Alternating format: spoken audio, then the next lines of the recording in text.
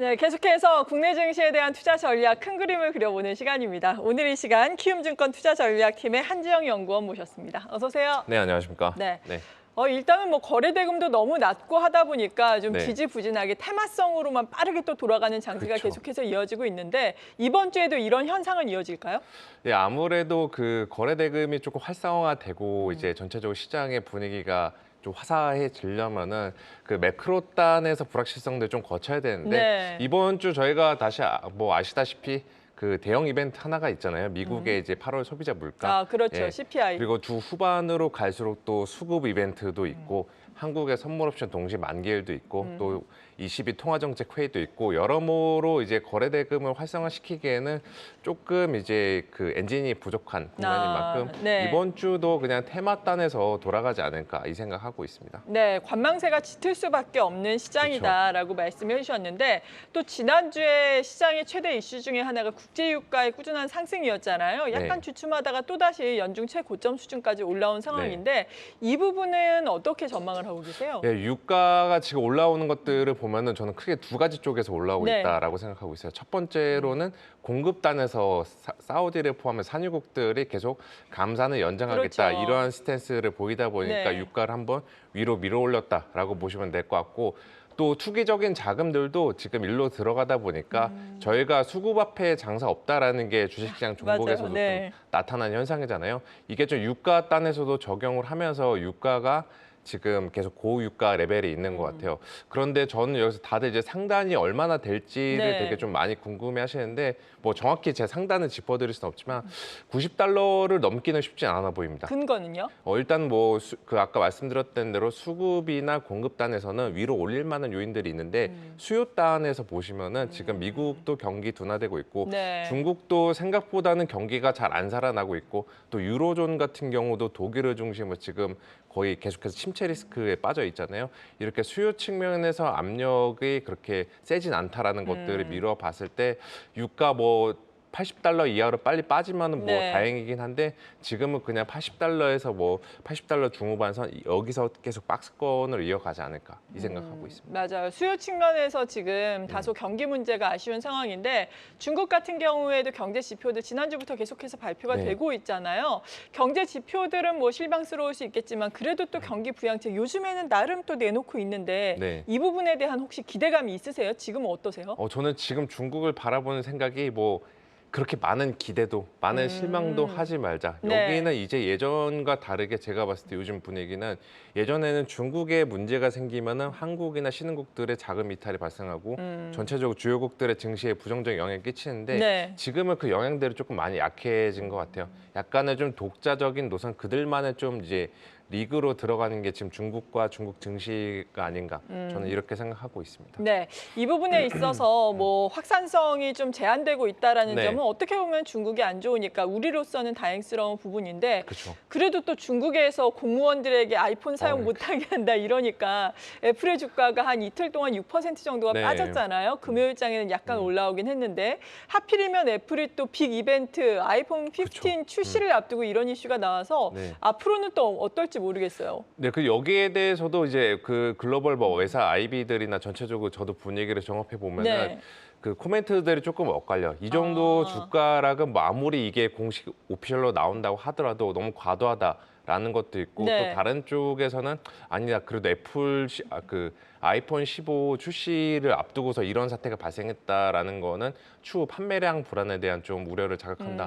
라면서 좀 그 왈가왈부, 저 네. 의견 대립이 심한 입장인데 저는 개인적으로 봤을 때 지금 뭐 그 시가총액 큰 종목이 뭐 3거래일 만에 그렇게 많이 빠졌다라는 것 자체만으로도 단순히 주가 측면에서 봤을 땐 좀 과도한 하락이다라고 보고 있고요. 어느 정도 이번 주에 좀 주가 복원을 노리지 않을까라고 생각하고 있고 또 매크로상으로 CPI 이벤트만 네. 잘 소화하면은 애플 여기서 더 밀릴 여지는 크진 않다 이렇게 생각하고 있습니다. 아, 지금 말씀하신 CPI 이벤트의 주요 관건은 네. 어떤 건가요? 그 이번에는 저희가 딱 직관적으로 CPI 이벤트 했을 때 네. 딱 들어오는 숫자는 헤드라인 숫자잖아요. 헤드라인은 높게 나올 수밖에 없을 것 같아요. 8월 달에 유가 올라가고 전체적으로 그렇죠. 올라가서 예. 저 같은 거 봤을 때 아마 이번 달에 그 CPI 발표 났을 때 헤드라인 높게 나오면 시장에서도 한번 야 이거 도망쳐야 되는 거 아니야? 약간 그런 어. 분위기가 조성이 될 것 같아요. 예. 저는 근데 만약에 도망칠 때 도망을 치더라도 상황을 봐가면서 도망치자라는 그건 너무 건데 어려운 거 아니에요? 그 왜 예. 이 상황이 심플해요. 음. 헤드라인이 아니라 코어 물가를 보면 돼요. 지금 예. 연준이 보는 것도 에너지를 포함해서 그 헤드라인 인플레이션을 보는 게 아니라 코어나 아니면은 정말 그 끈적한 물가, 슈퍼코어 물가 이거를 보는데 네. 다행히도 이 두 개의 물가는 지금 경로가 계속 내려가고 있어요. 예, 그래서 저는 이렇게 봤을 때 8월 소비자 물가 지금 어느 정도 시장에서 이제 반영을 주가 선반영 해오고 있긴 하지만 네. 만약에 이번에 헤드라인 물가가 쇼크가 난다고 하더라도 코어랑 슈퍼코어가 내려가면은 도망칠 때는 아니다. 도망칠 때는 아니다. 이 말씀을 드릴게요. 그렇군요. 시장은 헤드라인을 주목하고 있지만 코어 물가를 우리가 더 지표로 삼아야 한다라고 말씀해 주셨습니다. 업종 장세 계속해서 이어지고 있는데 대표적으로 그래도 시장 상승을 이끌었던 뭐 2차 전지는 이게 조정을 받나 싶은데 조정을 안 받기도 네. 하고 있고 그런데 또 에코프로 BM을 보자면은 고점 대비에 한 50%는 또 반토막이 난 네, 상황이고 맞습니다. 어떻게 봐야 되겠습니까? 이거는 정말 어려운 종목인 예. 것 같아요. 이제는 그 오늘도 주가가 장 초반부터 굉장히 심한 상태인데 저는 뭐 다른 건 모르겠고 지금 시점에서 여기에 대해 2차 전지주에다가 네. 하방 베팅을 세게 하는 거는 좀 위험하지 않을까라고 생각하고 있어요. 아직까지도 이 에코프로 기준으로 100만 원대에서 들어오려는 수급들이 계속 있고 네. 여전히 시장의 분위기를 봐도 야 그래도 지금은 이렇게 시장이 상당히 막혀 있는 장세에서는 테마 중에서 가장 테마 2차 전지 쪽으로 붙지 않을까 이러한 좀 분위기들도 일부 포착이 되고 있기 때문에 바로 주가가 빨리 보고 나는 것은 저는 어렵다라고 생각할 수도 있어요. 네. 그런데 여기서 하단 자체도 지금은 어느 정도 바닥 다지기 구간에 돌입한 만큼 지금 2차 전지주에 대해서 그 공격적으로 하방 베팅을 하는 것은 그렇게 유효성 있는 전략이 아니다. 이 정도만 좀 말씀을 드릴게요. 네. 그렇다면은 반도체는 어떨지 궁금하거든요. 네. 반도체도 좀 가나 싶었는데 또 화웨이 칩에 이게 네. 납품이 됐느냐 네. 안 됐느냐 이런 이슈로 인해서 네. SK 하이닉스가 타격을 받았다가 오늘은 좀 쉬어가는 양상인데 네. IT 쪽은 어떨까요? 만약에 그 예. 최근에 반도체 하락이 순전히 그 화웨이 사태로 인해서 하락한 거면은 지금은 오히려 더 진입하기에 좋은 기회가 아닐까라고 생각하고 있어요. 네. 이게 하이닉스 측에서는 공식적으로 납품한 바가 없다라고 이제 밝힌 그렇죠. 만큼 이거는 어디까지 좀 우회 수출을 통해서 화웨이 측에 좀 잘못이 있는 것으로 저는 생각하고 있거든요. 그리고 이런 것들 떠나서 반도체 전반적인 실적이나 또 메모리 가격 전망들을 보면은 지금은 결코 더 이상 나빠질 여지가 없는 이 구간이니까 지금 주가 레벨에서는 저는 오히려 밀 때마다 반도체는 차라리 담는 전략이 더 적절하지 않나 이 생각하고 있습니다. 네.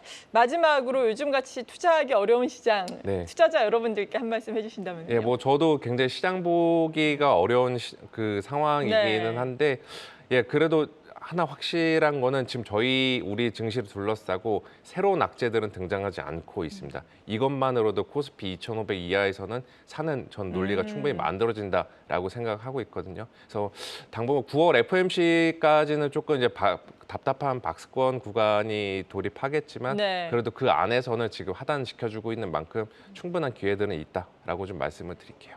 네, 지금까지 키움증권 투자전략팀의 한지영 연구원으로부터 도움 말씀 들어봤습니다. 감사합니다. 네.